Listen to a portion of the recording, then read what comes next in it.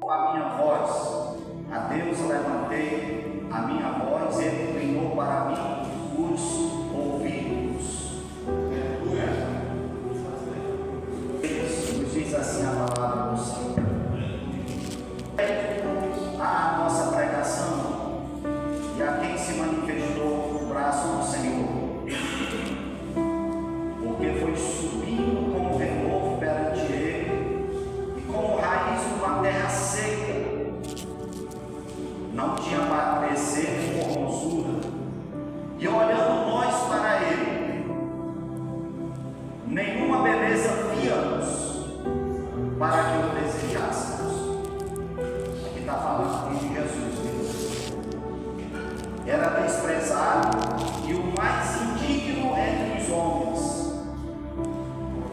homem de dores e experimentado nos trabalhos. E como um de quem os homens escondiam o rosto, era desprezado, e não fizemos dele caso algum. Verdadeiramente Ele tomou sobre si as nossas enfermidades, e as nossas dores levou sobre si. E nós o reputamos por aflito, ferido de Deus e oprimido. Mas Ele foi ferido pelas nossas transgressões e moído pelas nossas iniquidades. O castigo que nos traz a paz estava sobre Ele, e pelas suas pisaduras fomos sarados.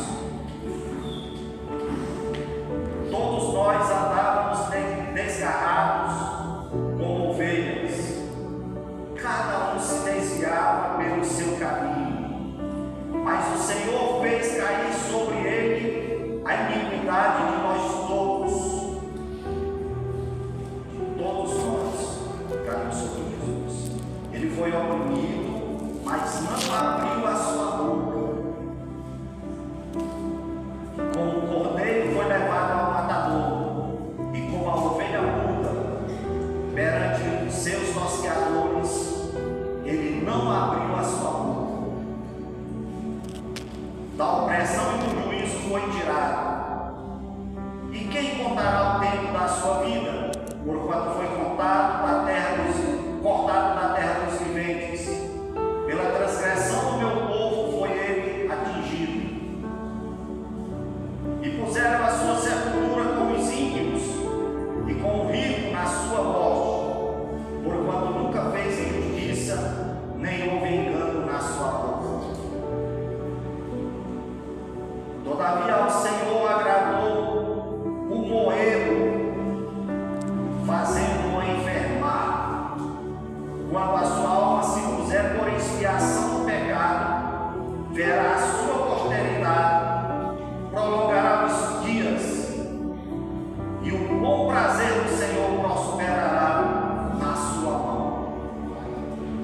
O trabalho da sua alma ele verá e ficará satisfeito. Glória a Deus. Com o seu conhecimento, o meu servo justo justificará muitos, porque as iniquidades deles levará sobre si, pelo que lhe darei a parte de muitos, e com os poderosos repartirá ele o despojo. Porquanto derramou a sua alma na morte e foi contado com os transgressores, mas ele levou sobre si o pecado de muitos, e pelos transgressores intercede. Esta profecia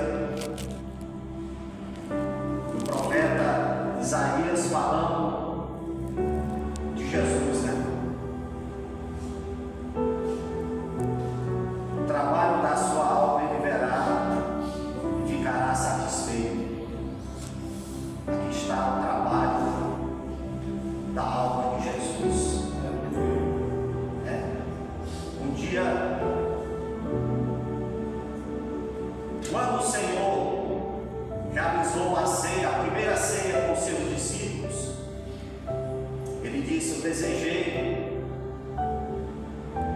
comer com vocês, e não comerei mais até aquele dia que coma e beba de novo no reino de Deus. Jesus, ele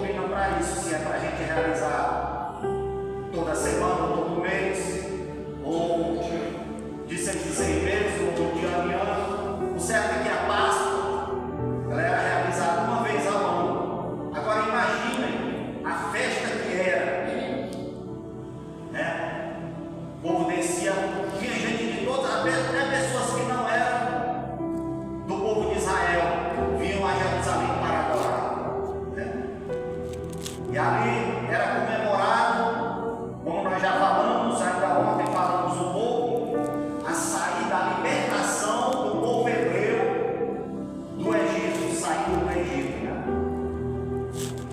E quando Jesus, ele realizou a ceia, ele mandou que dois dos seus discípulos fossem a um determinado lugar, chegasse lá, o homem ele iria mostrar para eles o lugar onde eles deveriam fazer os preparativos para a ceia. E eles foram, e quando Jesus, claro, o Senhor já estava sentindo a agonia da morte, ele já estava ali sentindo a maior traição, que foi Judas, que com um beijo traiu, né? Aquele que esteve com ele, aquele que recebeu o poder de Jesus para curar os enfermos, para expulsar os demônios, agora por causa de dinheiro, né? Quando ele disse que ia entregar Jesus para os principais dos sacerdotes, né? E os anciãos do povo, aí eles ficaram alegres e prometeram dar dinheiro, e ele consentiu, ele recebeu, só que depois ele viu que não era nada daquilo, ele estava traindo sangue inocente, mas não se arrependeu. A sua consciência pesou tanto que ele foi se enforcar, porque ele tinha traído aquele com quem ele tinha andado. Quando o Senhor disse: um de vós é o diabo, um de vocês vai me trair, e os discípulos começaram a perguntar entre si: quem será? Quem será que vai me trair? Mestre? Aí começaram a perguntar: porventura sou eu, Senhor? E o outro perguntava: será eu, Senhor? Ele disse, tem um evangelho que diz que aquele que mexe no bigato no prato, né? Outro evangelho já diz aquele a quem o mel colocado no molhado. Jesus molhou ali o pão e deu, né? Naquele momento Satanás entrou em Judas, né? E disse: o que tu tens a fazer, faz depressa. Já era noite, quinta-feira à noite, quando foi já na sexta, né? O Senhor sentindo já aquela agonia, na sexta-feira já, quando foi umas horas antes que o dia amanhecesse, já chegou aquela multidão para prender Jesus. O Filho de Deus agora, né, já tinha agonizado, o Senhor já tinha passado pelo Getsemane. O seu suor, a Bíblia diz que se transformou em grandes gotas de sangue que escorriam até o chão. Agora imagine uma agonia tão grande.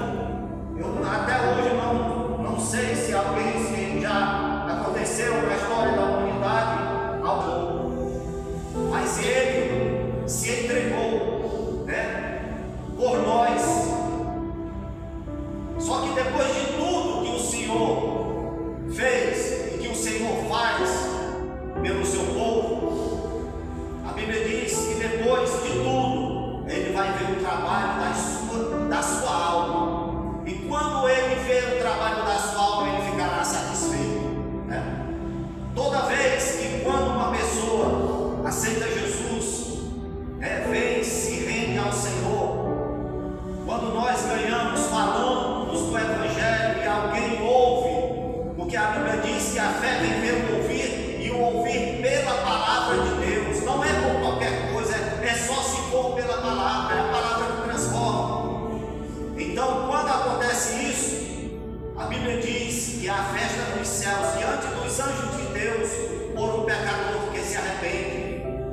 A festa dos céus por um pecador que se arrepende, do que 99 pessoas que já se arrependeram, porque dessas 99 também já houve festa. E tudo isso por causa do sacrifício de Jesus. Nesta noite, nós estamos aqui, já demos graças a Deus, nos alegramos, sentimos a presença do Senhor. Eu creio se não sentiu, tem que procurar sentir, porque se a gente sair sem a presença de Deus, não é bom. Moisés, quando ele pediu que o Senhor fosse com ele para conduzir o povo, ele disse: eu vou mandar meu anjo. Ele disse: se tu não fores, se a tua presença não for conosco, não nos faça sair daqui. A presença de Deus é essencial na nossa vida, no nosso dia a dia, por onde andarmos, né? Porque Deus tem cuidado de nós, tem cuidado dos seus. Foi o Senhor que nos escolheu. Jesus disse: não foi vocês que me escolheram, mas eu vos escolhi a vós. O Senhor nos escolheu. A Bíblia diz que o Senhor comprou para si o povo. Agora nós somos povo santo, nação eleita, povo adquirido, tudo pelo sangue de Jesus Cristo. O castigo que nos traz a paz estava sobre ele. Castigo, irmãos, estava sobre ele, que nos trouxe a paz. Se Jesus não tivesse morrido, eu creio que nós não estaríamos aqui. Não estaríamos aqui. Mas aprove a Deus dar o seu Filho unigênito para morrer. O próprio Jesus disse: ninguém tem maior amor do que esse, de alguém dar a sua vida pelos seus amigos. Jesus disse assim: eu já não vos chamarei servos, mas tenho vos chamado amigos. Nós somos amigos do Senhor, porque Ele nos amou, não que nós tivéssemos amado a Ele, mas Ele nos amou primeiro, e com isso nós temos que amá-lo, nós devemos amá-lo, porque Ele já nos amou, e Ele disse: vós sereis meus amigos, se fizerdes o que eu vos mando. Graças a Deus. Verdadeiramente Ele tomou sobre si as nossas enfermidades e as nossas dores levou sobre si, tudo. E nós o reputamos por aflito, ferido de Deus e oprimido. O Senhor já levou tudo. Ontem nós lemos aqui, falando a respeito do... Pegou mais 70 e enviou-os de dois em dois a dois, para pregar o Evangelho. A palavra de Deus nos diz que Ele deu poder para eles curar os enfermos, expulsar os demônios, né? E pregar o Evangelho, anunciar o reino dos céus, porque o reino dos céus já estava na terra. Desde que João começou a pregar, ele já disse: arrependei-vos, porque é chegado o reino dos céus. E graças a Deus que pelo começo lá de João, depois a continuidade por Jesus e pelos seus apóstolos e discípulos, chegou até nós a salvação, vida de Deus prometida aqui também, anunciada pelo profeta Isaías, né? Ele foi moído por nós, mas ele verá o trabalho da sua alma e ficará satisfeito. Mas o Senhor às vezes Ele se entristece quando nós erramos, quando nós pecamos, quando nós cometemos qualquer coisa, principalmente quando é grave. A Bíblia diz que nós crucificamos de novo o Senhor, né? Nós crucificamos novamente. Aí é dolorido, né, irmãos? Bom é estarmos na vontade de Deus. Pode acontecer o que acontecer, irmãos. A gente passar necessidade, a gente passar aperto de pão, de roupa, de calçado, de moradia, a gente passar dificuldade, doença que nos acometem, muitas tribulações que vêm sobre nós. Aí alguém diz assim: meu Deus, eu sou teu servo, por que eu só vivo afligido, eu só vivo passando por isso, por aquilo? Eu